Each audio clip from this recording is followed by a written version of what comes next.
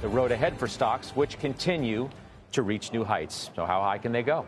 Let's ask Joe Terranova, Chief Market Strategist for Virtus, Jason Snipe of Odyssey Capital Advisors, Kristen Bitterly of Citi is also with us, and Joe and Jason, as you know, are CNBC contributors, which is why I'll go to Chris first. So we hit these new highs.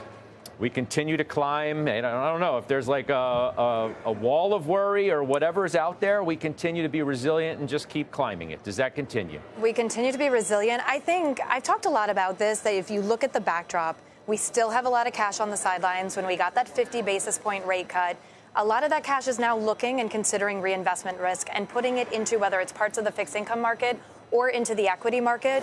I think we also have two things happening within the market today, both earnings resiliency. We have record profitability within the U.S. equity market right now.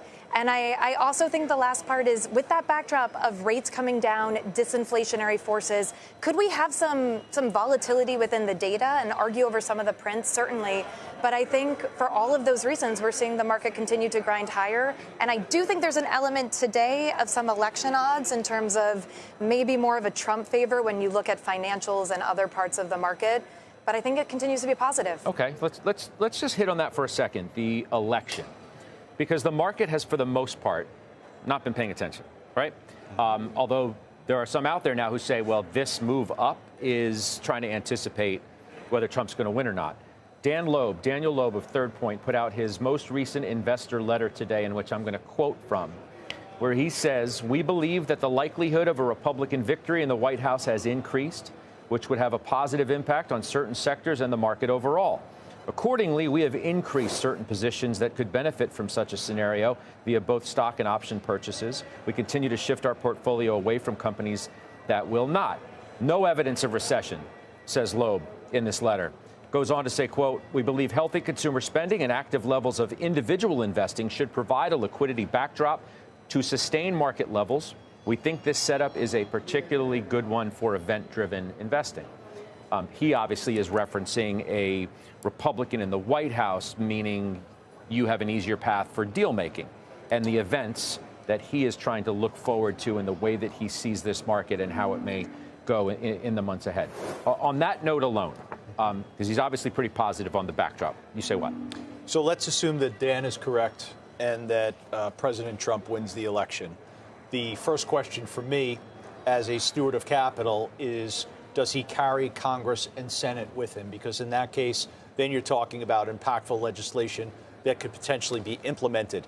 Beyond that, look, whoever wins on November 5th is being handed a very good economy to work with. Let's be clear on that. Yep. So the question is, do you fumble a good economy, or do you accelerate the growth that we're seeing right now and expand upon that? The areas of the market that I think would benefit most, if in fact you see the Republicans have a sweep, are the areas of the market that are rallying right now. So the market is beginning to price in the potential of a Republican majority. In addition to that, I think you're looking at much lower energy prices, and I think that energy would be utilized almost as a weapon against some of the bad actors in the world who are so reliant on the high price of oil. I mean, Jason, let's just take the environment as it is today. Just take the election out of it. Yep.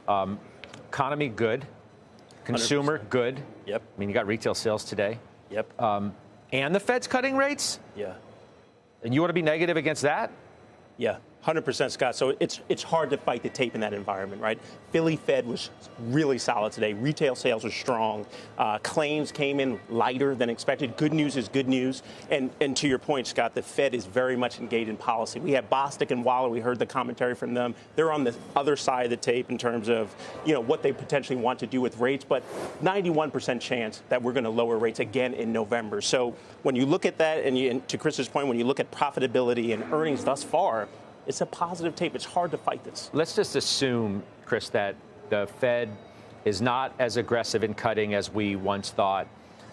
We still think we're going to get 2 cuts between now and the end of the year. Even if we were only to get 1, it's because the Fed would believe that it has the luxury of a strong economy. Being in a strong economy. Inflation coming down. They have the luxury of kind of doing what they want right now. This is why I think the market isn't paying as much attention to the Fed right now. When we look at what's driving the market, it is earnings, it is election odds. The Fed, if we get 125 basis point, 225 basis point cuts, ultimately they're looking at that balance of whether policy is still restrictive. And when you look at the prevailing rate versus inflation, there is some room to come down. How quickly they do that, people may be over anticipating that, but I don't think that's going to drive the ultimate trajectory for equity markets right now. It really is about fundamentals, earnings, and then to Joe's point of, is the market starting to price in the potential of a red sweep and what that could mean in terms of reflationary trades that we even saw in the 10-year today, which you could say, is that positive economic data or is that actually a red sweep? You could argue both.